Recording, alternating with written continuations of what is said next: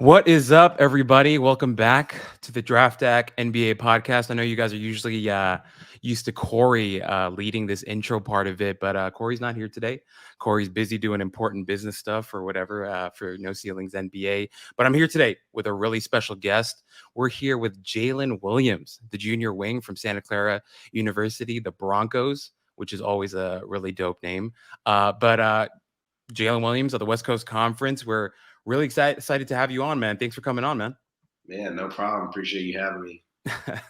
So I'm sure you're doing, we talked about it even before we started recording, but you're doing a lot of these interviews right now. I'm sure you're working out with teams, you're talking to front offices, you're doing all kinds of stuff. But what I wanted to do today was maybe get you to talk about some stuff that maybe you're not talking as much about. But hey, before we get into everything else, I did want to say congrats on the green room invite. That's awesome, man. That's got to feel pretty dope.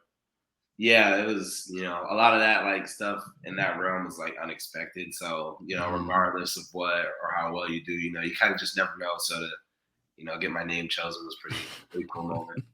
Hey, what is that experience like though? Like I tried to imagine like, look, I'm 32 years old. I'm a Korean dude. I'm not gonna sniff the league ever, right? But I tried to imagine what that's like. Like you're just at home and someone gives you a call and they're like, yeah, the NBA wants you to be at the green room. What was that experience like when you got the call? Yeah, so originally it was a text because I was going through the Okay. airport. So I got a text from my agents and they were just like, congrats. And I'm like, getting yelled at by TSA to move my bag. So I'm just looking at congrats on my phone, and then Hmm. I finally get through baggage. I have like 3 missed calls. I call everybody back, and they're like, "Oh, congrats! Like you got invited to the green room." And then obviously I opened up Instagram, and people on Instagram knew before I did. So Right. you know how that goes. So yeah, but it was really cool. It was a really cool moment. I'm happy that they were able to tell me and not I didn't find out on Twitter or something. Yeah. Yeah. No, that sounds pretty cool, man. And obviously, you're currently in the middle of the draft process. You're working out for teams, and there's a lot going on. So, kind of where I wanted to start today was I read the CBS piece by Matt Norlander. I thought that was a really awesome piece, kind of tracking your journey and how you're here now, right? You've been invited to the green room. You're a potential first round pick. I actually texted this to you about a week ago, but I think you easily can go in the lottery, and I think that'd be fantastic for you, right? But something that I thought that was really interesting about the piece that Matt was talking about was kind of like the military background that you grew up in. Obviously, your father served in the military, and I look as a Nick fan. Not that you would know that, but as a Nick fan, I remember even just a couple of years ago when we were, looking at Kevin Knox in the draft, and they talked a lot about, his upbringing and his dad being really tough on him and kind of helping him like get shaped into the player that he was. Wanted to ask you about your background, what that was like growing up in a military household. Were your parents super strict? What was that experience like for you, and how has that kind of molded you into the man that you are now?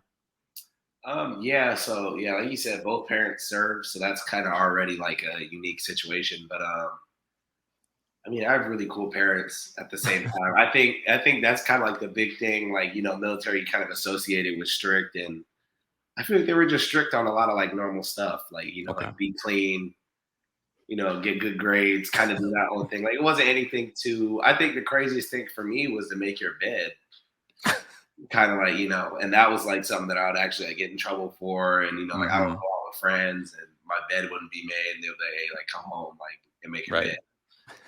So that for me is probably the wildest kind of, Uh-huh.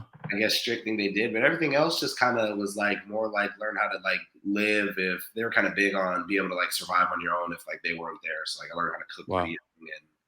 young, and just things like that. So that was more big on my kind of upbringing with them. But obviously, like I said, now like I'm pretty self sufficient. Living on my own wasn't an adjustment, and I thank them for that opportunity to be able to grow up in that. So Got it. So essentially what you're saying, it was pretty basic upbringing, nothing too yeah, I crazy. didn't have Yeah. anything crazy. Yeah. No, I think it's fair what you're saying. I think a lot of times people just associate, right? Like, oh, you got military parents and they're not going to let you out the house after 6 p.m. or something Yeah, like yeah, that. yeah. But No, it yeah, doesn't seem they like were, that was your experience at all. yeah, no, they were chill for sure. They had their moments, Hmm. but everything else is I had a smooth upbringing for sure. Right, right. No, that's awesome, man, and that's great to hear. And I think obviously the piece did a great, beautiful job of talking about like the accountability piece and all that stuff, and you getting shaped into who you are. So that sounds great, and I think that was a good place that I wanted to start, just because I thought it was a really interesting article. Where I want to go next is obviously I have never experienced anything, don't know much about it, but wanted to ask about the draft process, because even in that article, and I've seen you give different interviews all over the place, but it feels like right now, I think one of the quotes was like, it's kind of like a whirlwind for you.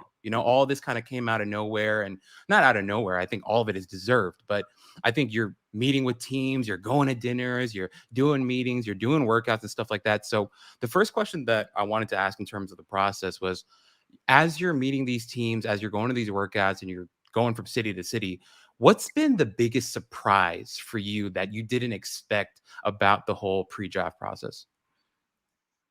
I think, like you said, it's just yeah, like a whirlwind is like a perfectly like way to put it. And then just kind of going into it, like I kind of figured that I had put in a lot of work to be able to get to where I'm at, but you just don't know. I think that's been the Mhm. biggest kind of thing. It's just a lot of not knowing, Right. uncertainty. You can go through however many workouts, say you do 5 workouts, they can all be perfect. It's still just the uncertainty of not knowing where you'll get picked up. And a lot of teams, Right. obviously, you're picking up based on fit. So I think just going through the whole thing and not really knowing a lot and kind of going through that has been the most like kind of like the hardest part.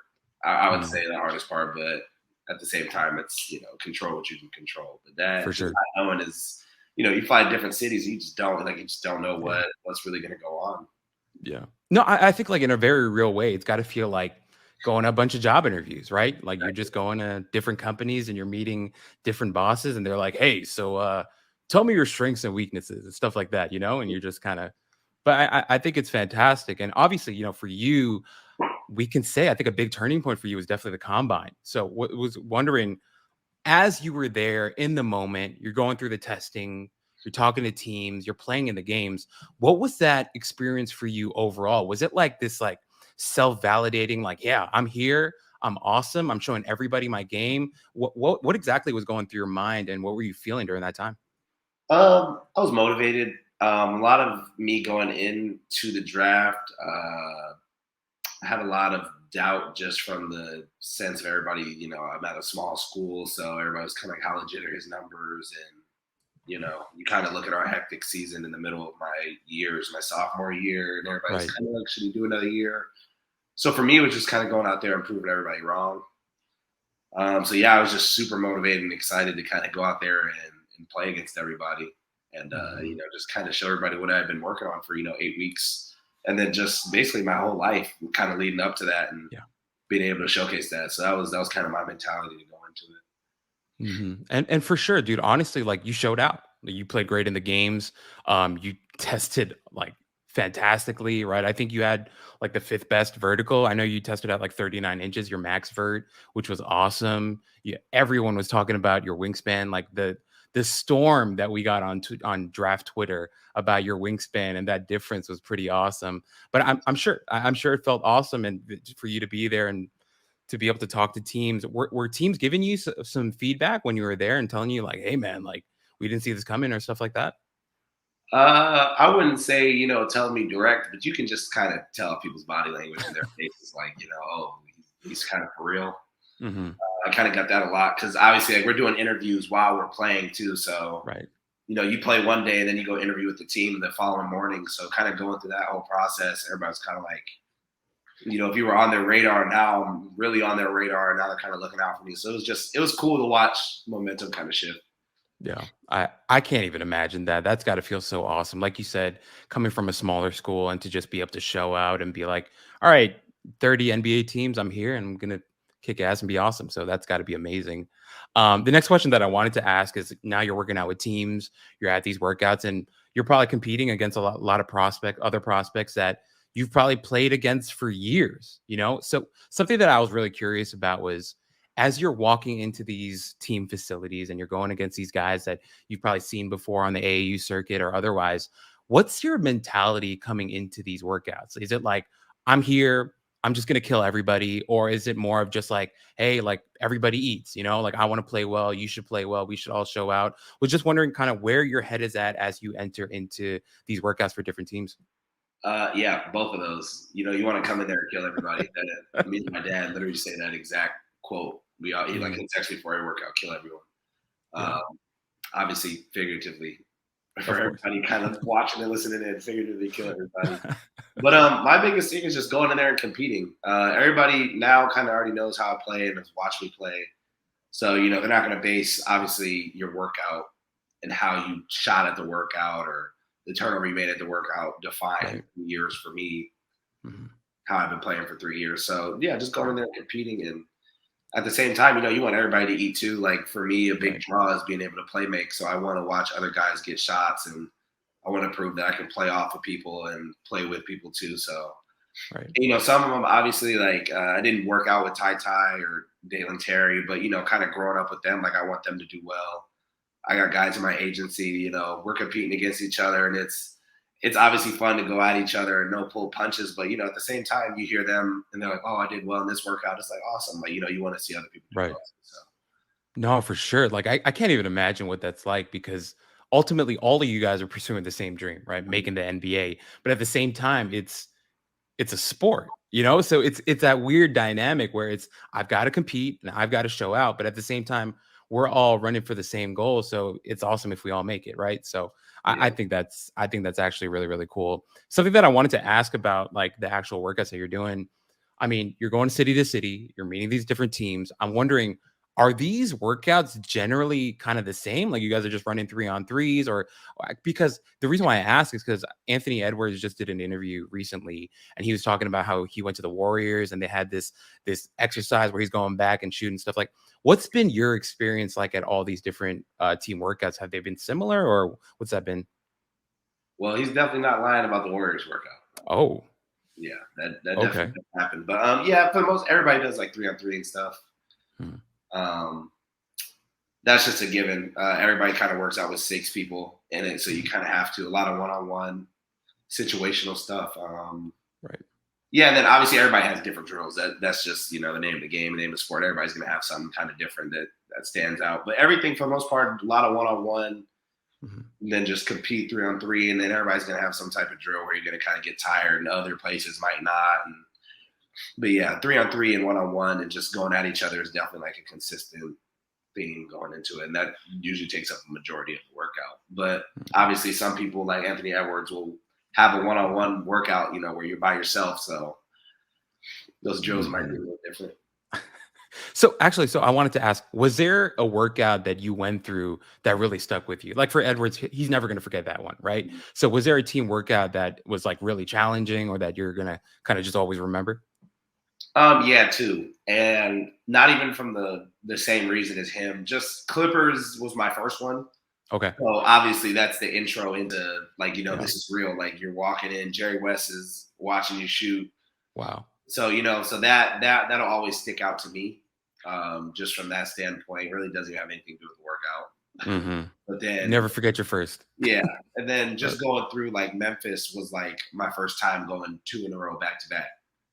So Mhm. kind of remember how much I flew into and how tired I was going into that, and then going to the workout and performing, and then being like, okay, yeah, you did really well, and then you handled that well. Now you got another one. So those two will definitely stick out. Got it. And I do want to say, like we've been texting before too, but I don't even know how you're doing this at this point. That seems crazy to just be like the traveling plus the working out, and then of course like you're training on your own too, right? So I can't even imagine how you're juggling all that. Can you actually talk about that? Like, how do you juggle all that while maintaining like energy and like trying to be at your very best with these teams? What's that experience even like? It's hard. I kind of got lucky. Uh-huh. Yeah, it is hard. Like it really, Yeah. there's really no way of like sugarcoating it. It's a lot Right. for everybody.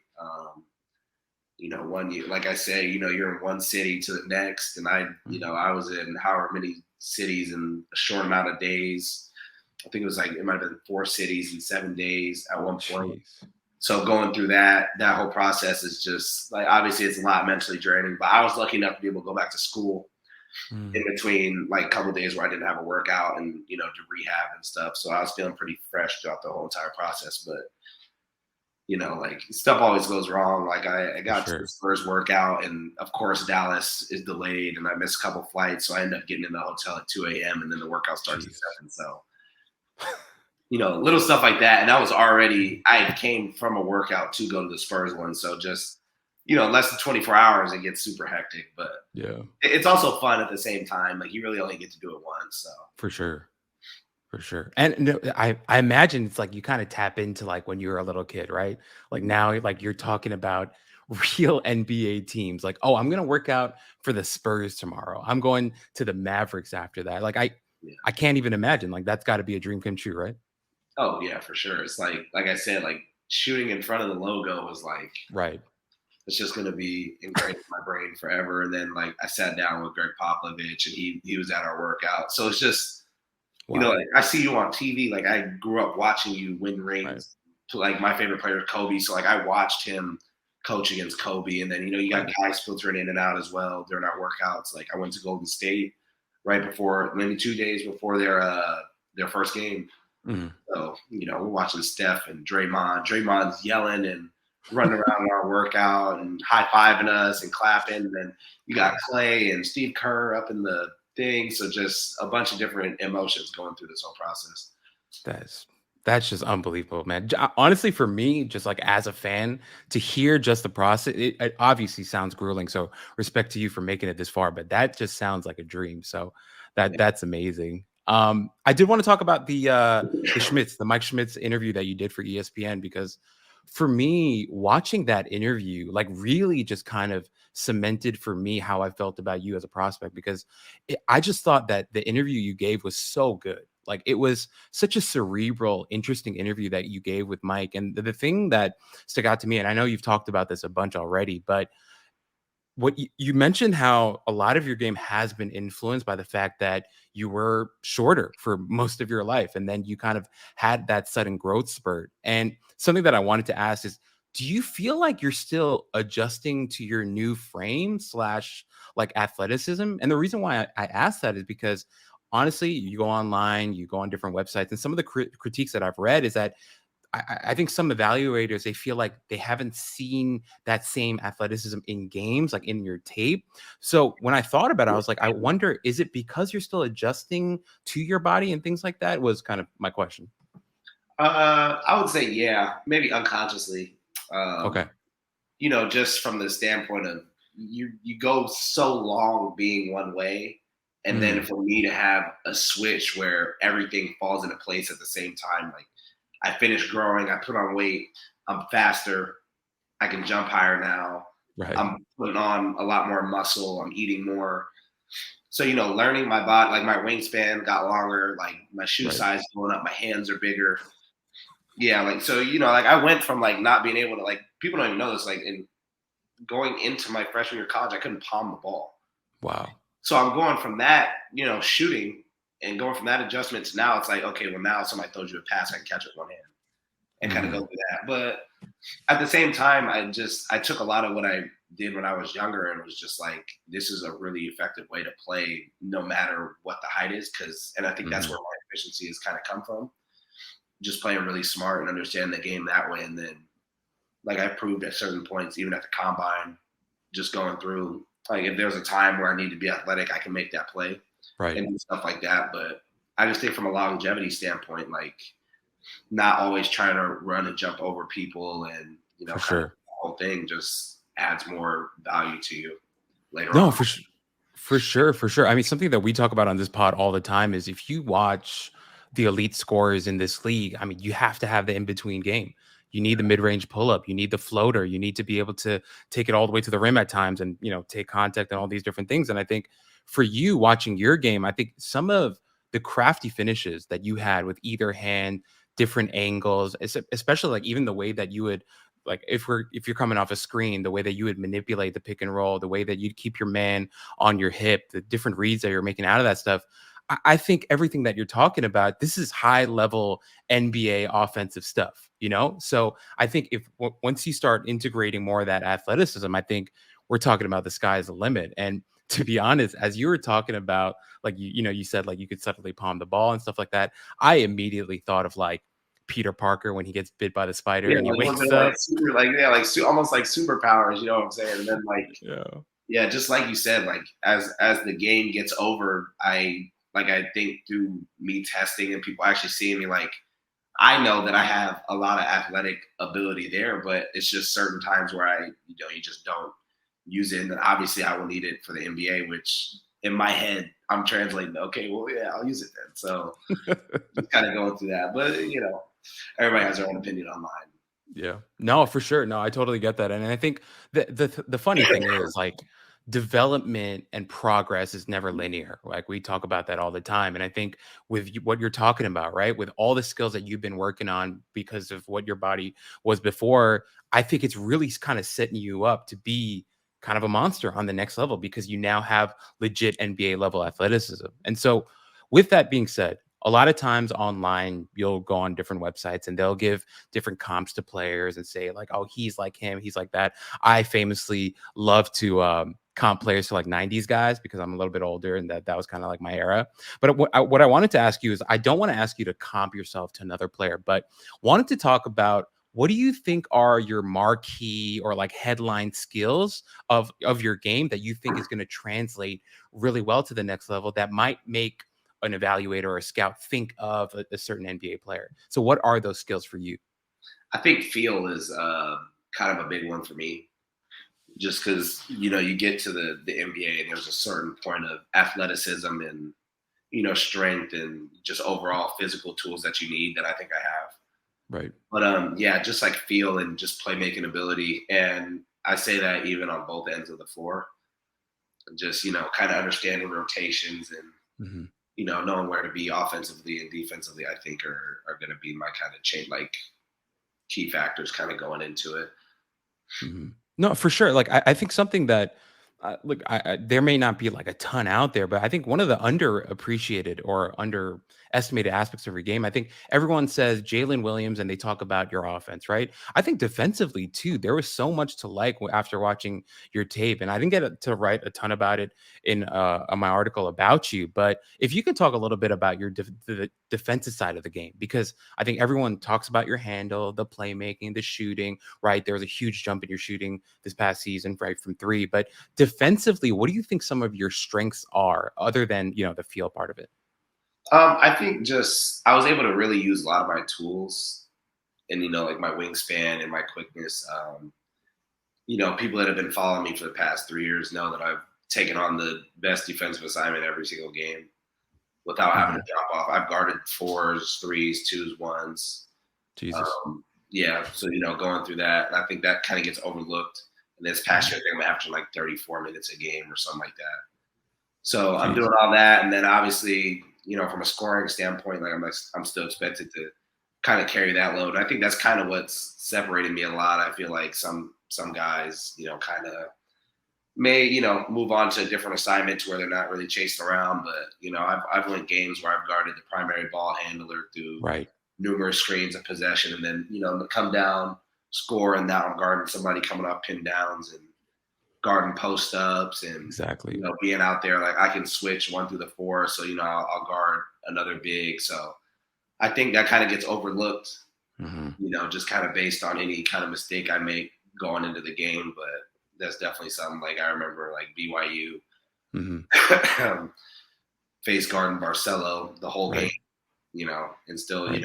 producing the offense. I think I had like 26, but I think that just kind of gets overlooked. I'm kind of hard on compete defensively too. For sure. No, and not that I'm comparing you to this player, but I feel like what you're describing is so true about your game, but also like a guy like Johnny Davis. I feel like you guys had similar situations where you guys were expected to initiate so much, to be like the anchors on offense. But then also we watch your games, we watch Johnny Davis. You guys are guarding the best player every single night. And then people talk about like, oh, but look at the shooting here, look at the mistakes here. And it's like, well, okay, you try carrying the offense and also guarding the best player every single night. I think that's an extremely difficult thing to ask. And so, if anything, I think that speaks to, once again, the translatability of your game, because what does the NBA care about right now? right? Versatility. Mhm. Teams want players who can not just play different roles on offense and do different things, but also defensively guard multiple positions, which I think is a great strength of yours. And on top of that, what I wanted to ask was, now you're entering the league, right? You're one step away. Draft is next week. A lot of times you hear people talk about the speed of the NBA, right? There's like an adjustment period to the speed, to the competition, stuff like that. I was wondering, is there anything that you're doing right now in training or workouts or whatever that's helping you prepare for that? Is there any sort of feel that you have for that different pace and feel to the game? You can't. I think, like even the Right. transition from it's obviously a smaller scale, but high school to college, like there's really not a lot you can do in adjusting for Right. the speed because I forgot what the percentage is, but it's like you're in the top 0.001 of Yeah. athletes in the world. Right. So, to be able to adjust to that, you're gonna have to be able to play against them in that setting. But for me, it's just been getting in really good shape. Hmm. I think that, obviously adjusting and being exhausted will make it a lot harder. But for me, just, constantly being in shape to at least be able to go up and down and do that until I adjust. For sure. No, and I think that's a really good point because one of the biggest differences, you're going from being a student athlete to just a straight on athlete, right? So we talk about NBA conditioning, NBA dieting, NBA training regimens, and all that stuff. I think that alone should be a huge support for you on that next level. Obviously, I'm guessing, I've never tried it, but I imagine that's got to be there as well. Yeah. No, yeah, Yeah. for sure. You're just spot on. For sure, for sure. Okay, so this one is a question that I've been wanting to ask. I'm really interested to hear what you have to say about this, but obviously for you, you've talked about this is your dream since since you can remember, right? Something that I think is really interesting when you talk about like the discourse of the NBA draft and stuff like that. One of the oldest topics of debate has been what's better for a prospect, right? A rebuilding team where you get tons of playing time or a playoff team where you don't really get to play a lot, but you're in a winning situation. You play in the G League, like an example, right? This past year with the Warriors, Jonathan Kaminga, Moses Moody, they end up on the Warriors, play a little bit in the G League, they play a little bit in the regular season, stuff like that. So was wondering in your mind, what do you think not necessarily is a better option for you, but what do you think is a better option overall? Or does it kind of depend on player and team? Um, that's a good question. This is the first time I've gotten that question, but I've talked about it. Mhm. Just kind of with, the G League that's just a realistic thing for everybody. You can be number one pick and that can be Right. here. Yeah. It honestly both have the same kind of reward. I think it's experience. I Hmm. mean, obviously, you're getting a different experience if you're on Golden State this year than you would somebody where you take Cade as an Right. example, where you're playing 100 minutes and getting Hmm. a lot of reps that way. But Jalen Green. Yeah. yeah, I think both have their ups. I Hmm. mean, obviously, for Cade, I'm just using him as an example. He's just Right. first person in my head, but for him to be able to get all the reps as a rookie and be able to make mistakes and figure it out that way is obviously that's kind of the ideal situation you want. Obviously, they weren't winning how they would like to win, but just for him Right. to even understand how to win and things that he needs to do in the offseason to change is big. And Mhm. then, but at the same token, you go to Golden State and you know how to win at a championship level. Obviously, Right. you haven't been able to get the reps, but you're still around, For you know, sure. championship level caliber team, and then you probably would be getting reps in the G League. So you're still obviously playing basketball at that pace. But they both have their ups, their pros, and their cons. But I don't think Right. there's really a right set to go. For sure. Like I think you're right. I think it's a matter of experience, but you're getting kind of two different experiences, Yeah, right? you're getting You exactly two totally different ends of right. the spectrum, but it's experience For nonetheless. sure. For sure. And I love the examples that you use, right? Like for Cade. Cade played a ton for Detroit. And the funniest thing that I absolutely thought was so hilarious, beginning of the season, he's playing a ton for the Pistons, and people are like, are we sure this guy should have went number one? And it's like, all right, everybody relax. Like Yeah, he's you're a just rookie. yeah. He needs time. There's adjustment. And then he ended up being freaking awesome. Right. And then, as you mentioned, right, Moody and Kaminga, they didn't get to play as much, but they watched Clay do it and Draymond and Steph and all these guys. So I think you're right. I think it's a really interesting thing to think about. But ultimately for you, Jalen, I imagine wherever you end up, you're probably just looking for that same experience, right? Yeah. However I get it is however it happens. You know, if For teams sure. to go play in the G League, I'll go play in the G. If you need me to come play 40 a night, I'll come do it. So I'm in that zone to just kind of be prepared for whatever. So For sure, for sure. And yeah, so this is obviously not as intense, but something that I wanted to ask because I'm curious about the process, right? mm, You're doing meetings, dinners, workouts, trainings, all that stuff. Is there ever any? Because like I just imagine it must be so overwhelming to go through all this, and you're experiencing a lot. Do you ever find any free time to do stuff to kind of help you decompress and relax? And if you do, which I imagine isn't a lot, what are some of the things that you're doing in that free time? melatonin and go to bed. Yeah. It's honestly hard to really even like I said, like when you go from flight to flight, workout to Yeah. workout, it's actually, and I found out the hard way, it's hard to really figure out and set a distinct time to be able to really rest. Mhm, So when I did get like a day to really kind of just completely chill, like I didn't really move, mhm, got a lot of rehab and did a lot of stuff like that and tried to chill out and not, kind of stay off my feet and just get ready right, for the next day and just, I called my friends, talked to them, and I try and just, talk to my parents. That usually takes my mind off a lot of other stuff and just be able to chop it up and not even talk about basketball. mhm, But yeah, other than that, like I said, it's melatonin and sleep. Whenever I get back to the hotel, there's a bunch of other stuff that might pop up throughout the day. So try and get right, naps. right. Yeah, and then you have, random guys like me hitting you up for an interview when you're trying to Yeah, no, relax, this so is the easy part. This is Oh, man, okay. And now okay, so we're kinda wrapping up here, but, one of the questions that I wanted to ask, and this is me just, like, being a weirdo, just wondering what happens. So, you go to work out for all these teams, and they give you all this team gear, right? You go work out for the Spurs, and you're getting a Spurs shirt. You go to the Thunder, they give you a Thunder shirt. So, this is such a stupid question, but I really wanted to ask, what happens to all that gear after the workout? Are you giving it back? You're taking it home? You're framing it? What is that process like? um that's a really okay. You're two for two on the questions that haven't been asked yet. Um, yeah, so that usually some teams will take their jersey back Okay. just because it makes no sense to keep him out of Yeah. the jersey. But other teams, they kind of just let us rock.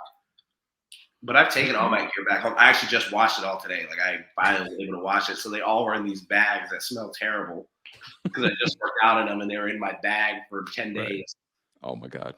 So I just brought them all back and washed them. But yeah, you just keep them. I just give them to people honestly because you don't know where you're Mhm. gonna land. So you don't want to keep Right. Minnesota shirt and you're gonna go to the Spurs or Yeah. walk around wearing Denver stuff and Right.